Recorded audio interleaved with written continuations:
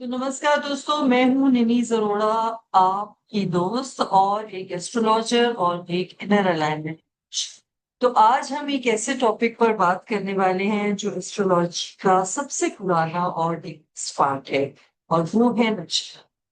हम सब प्लैनेट्स और हाउसेस के बारे में सुनते हैं, लेकिन एस्ट्रोलॉजर्स नक्षत्र के बारे में बहुत कम बात करते हैं, क्योंकि उसमें एक हिडन लेयर होती है जो आपकी सोल की कहानी बताती है।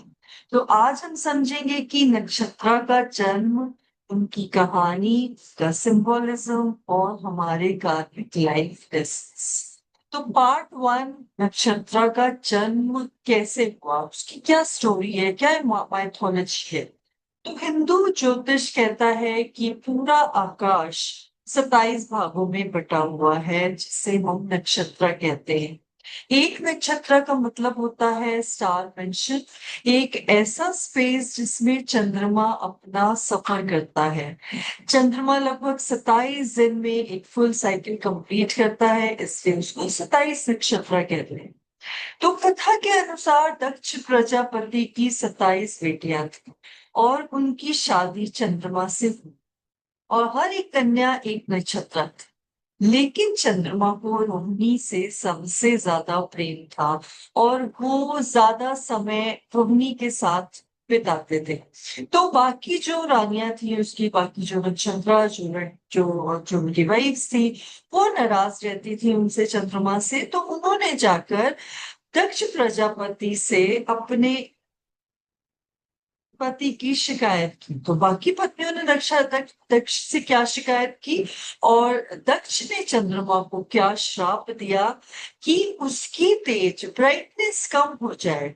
इसी श्राप के कारण चंद्रमा दिन ब दिन कम होता है। कृष्ण पक्ष और शुक्ल पक्ष का चंद्रमा आप सभी को पता होगा कि कैसे कृष्ण पक्ष आते आते उसकी ब्राइटनेस कम होती जाती है, और जैसे ही शुक्ल पक्ष चलता है उसकी ब्राइटनेस बढ़ती जाती है, और इसी साइकिल से ल्यूनर फेसेस बनते हैं। ठीक है।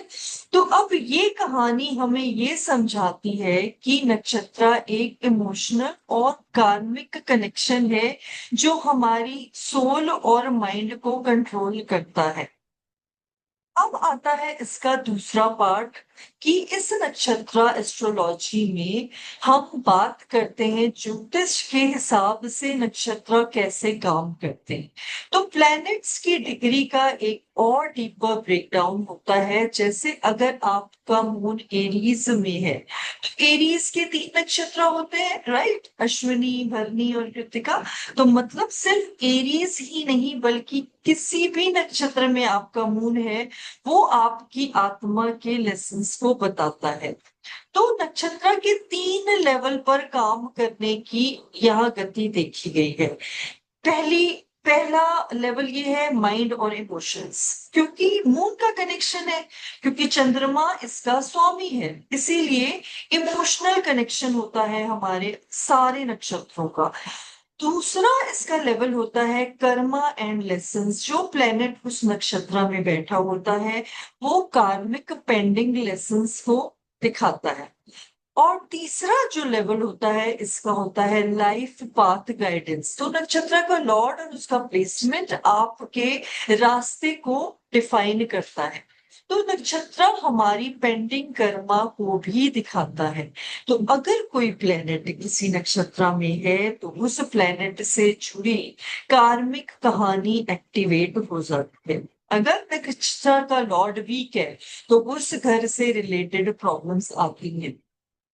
तो मून के नक्षत्र से हमारा बेसिक इमोशनल पैटर्न और स्पिरिचुअल लेसन समझ में आ जाता है। तो ये है मून का कनेक्शन सारे नक्षत्रों के साथ। तो एग्जांपल लेते हैं कि अगर आपका मून अश्लेषा में है, तो आपकी लाइफ में इल्यूजन, जेलसी और कंट्रोल इश्यूज से निकल कर स्पिरिचुअलिटी और हीलिंग सीखना होगा, क्योंकि ये अश्लेषा का एक बेसिक नेचर होता है। तो अगर वो स्पिरिचुअलिटी की तरफ जाते हैं, तो काफी अच्छा उनकी प्रोग्रेस हो सकती है। तो दोस्तों, आज हमने जाना कि एस्ट्रोलॉजी की कहानी कैसे ये दक्ष की बेटियां थी, कैसे चंद्रमा के साथ उनका रिश्ता बना, और कैसे नक्षत्र हमारी सोल के लेसन्स को दिखाते हैं। नक्षत्र को समझने का असली मैजिक नक्षत्र लेवल पर ही खुलता है। ठीक है। तो यहाँ पर आपको मैं ये भी बताना चाहूंगी कि किस तरह से मून और ये नक्षत्र मिलके हमारे पेंटिंग कर्मा को दिखाते हैं।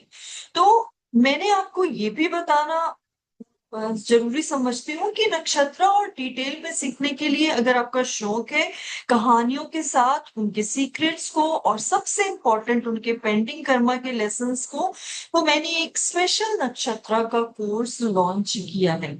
इस कोर्स में हम एक एक नक्षत्र को डेप्थ में समझते हैं, माइथोलॉजी के साथ, उसके सिंबोलिज्म के साथ और प्रैक्टिकल एस्ट्रोलॉजी के साथ। अभी आप इसकी सारी कहानियों को समझोगे और देखोगे कि कैसे कहानियों से हमारे जिंदगी का पैटर्न डिकोड हो रहा है और हमें समझ में आ रहा है कि जो हमारे पेंडिंग कर्मा थे पिछले जन्म के, जो हमने छोड़ दिए थे, जो हमने कंप्लीट नहीं किए थे, वो इस जन्म में कैसे हमारे साथ साथ चल रहे हैं, जिसको हम पूरा नहीं कर पा रहे हैं। और अगर हम उस पेंडिंग कर्मा को कंप्लीट करते हैं तो हमारी मतलब 98% हमारी सारी प्रॉब्लम्स सॉल्व हो जाती हैं।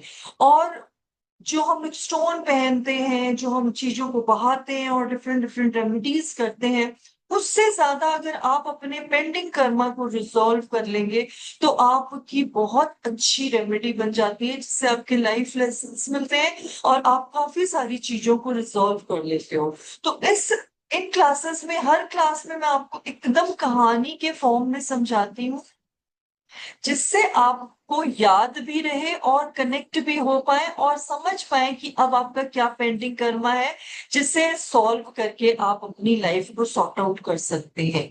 तो अगर आप इस कोर्स का पार्ट बनना चाहते हो और 27 नक्षत्रों का एकदम सीक्रेटिव और स्पिरिचुअल डायमेंशन समझना चाहते हो, तो आप मुझे डायरेक्ट व्हाट्सएप कर सकते हो, नंबर डिस्क्रिप्शन में दिया हुआ है।